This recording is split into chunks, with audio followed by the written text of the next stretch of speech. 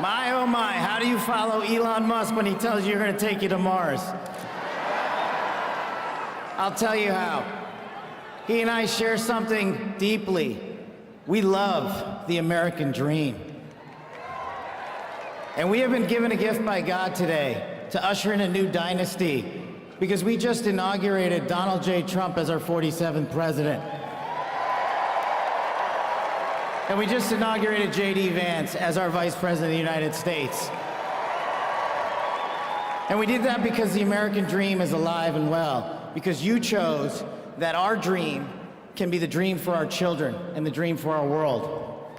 And we are at a crossroads here in America, but our future is bright because you had the courage to stand for your convictions. So I'm humbled here to talk to you about why I love the American dream. My story's pretty simple, it's unique, and some of you share in it. My parents were born and raised in East Africa. My father in the 1970s fled a genocidal dictatorship in Uganda, where he saw 300,000 of his countrymen murdered, where he saw what lawlessness would do if it was allowed to break through the system of constitutional justice. He fled, like so many others. He married my mother. They moved here. They waited in line. They stood in line because the American dream was worth standing in line for.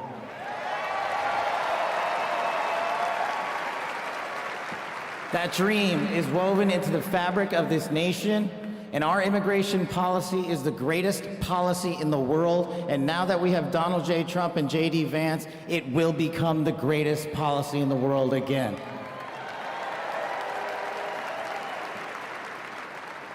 But dreams and hopes aren't enough, my friends. We gotta get to work.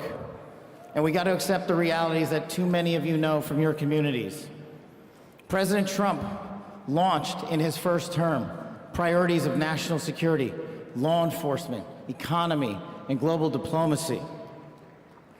But now, we have to retread some of that.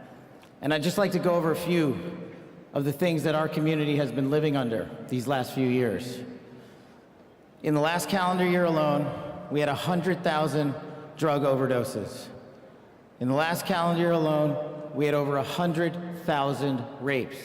In the last calendar year alone, we had 17,000 homicides. That is unacceptable in 2025 in the United States of America. That is why we need constitutional law and order. When I read the statistic that for the age group of 18 to 45, the #1 cause of death is CCP fentanyl. We are not prioritized to go after the threats that face this country, and most of all, that face our future generations. But thank God, we will be starting right now.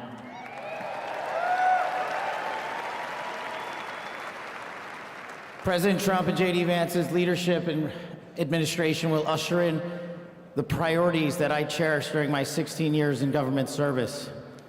That we will always, always honor the men and women who wear the cloth of our nation and stand on that wall and tell you nothing's getting by them tonight. And so to them, thank you.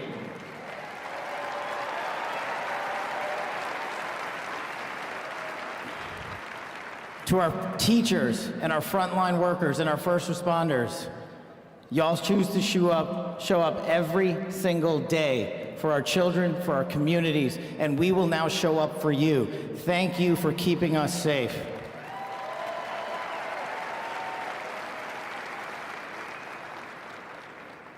To the men and women in law enforcement, and maybe I'm biased on this one,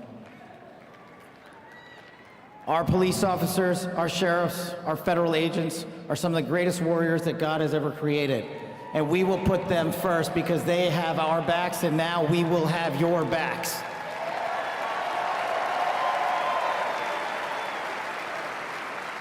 I am standing here because of the American dream. I am not standing here because of the color of my skin. I'm standing here because I earned my right on this stage, and you earned your right to be here with me.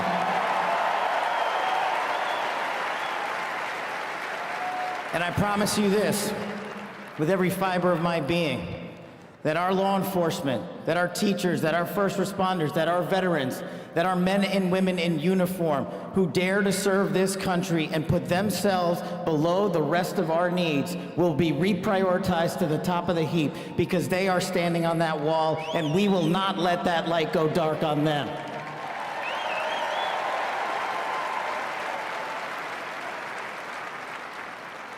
Whether I was a national security prosecutor, a public defender, President Trump's deputy director of national intelligence, his chief of staff at the Department of Defense, or so many other roles that I was humbled and privileged to serve when I swore an oath to that Constitution, which I hope to do so again one day soon.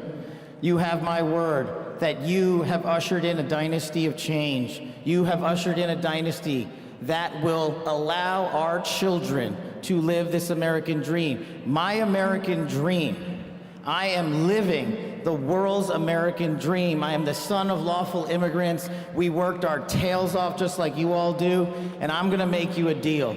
I promise you I will never quit on your children. I will never quit on their children, because this American dream does not belong to me. It does not belong to them. This American dream belongs to the world.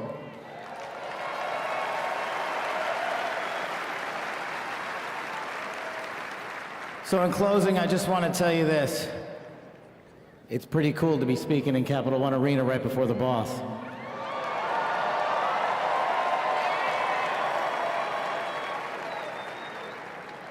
You've inspired me beyond words.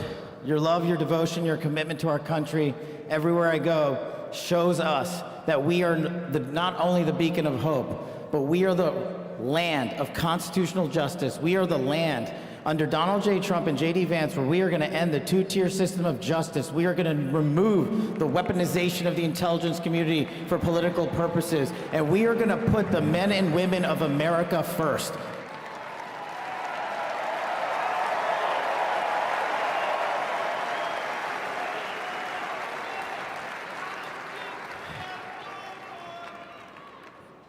So listen, there's just one thing left to do.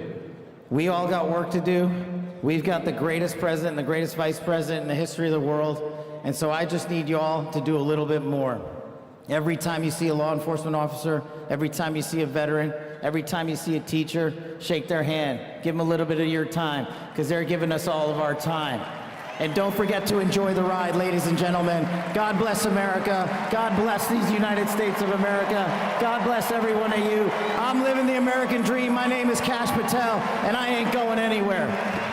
Let's go to work.